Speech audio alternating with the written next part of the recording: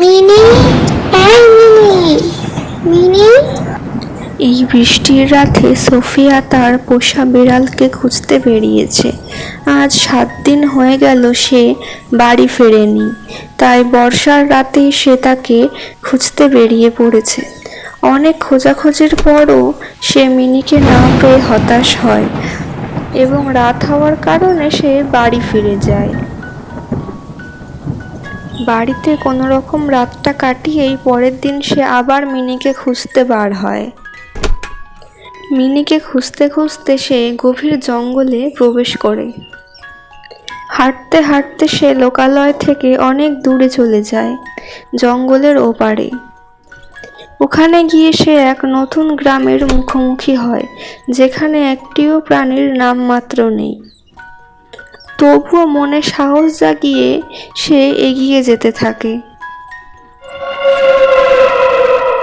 কিছু দূর এগিয়েই সে এই হাভেলির মুখোমুখি হয় এবং প্রচণ্ড ভয় পেয়ে যায়।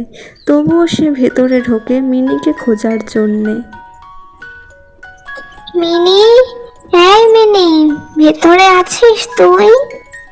এরপর সময় নষ্ট না করে সে ভেতরে ঢুকে পড়ে।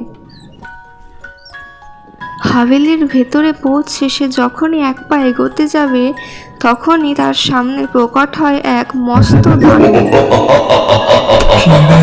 এখানে কে চায়? হ্যাঁ, এই নিঝুম জঙ্গলের মাঝের হাভেলিতে কি চাই?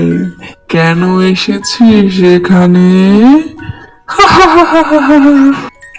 এই হাভেলিতে এসে তুমি ঠিক করনি মেয়ে, বাঁচতে চাইলে পালাও। এরপর সোফিয়া খুব জোরে পালাতে শুরু করে। পালাতে পালাতে সে জঙ্গলে এসে পৌঁছায়। সেখানে তার সামনে জঙ্গলের দেবী ভেলিনা প্রকট হয়। কে কে তুমি? আমি জঙ্গলের দেবী ভেলিনা। আমি জানি তোমার পোষ্য বিড়ালটি হারিয়ে গেছে। চিন্তা করো না, তুমি চুপচাপ বাড়িতে চলে যাও। দেখো, সে তোমার বাড়িতেই রয়েছে। এরপর দেবীর কথা মতো সোফিয়া বাড়িতে গিয়ে দেখে সত্যিই তার বিড়ালটি তার খাটের ওপরে বসে রয়েছে।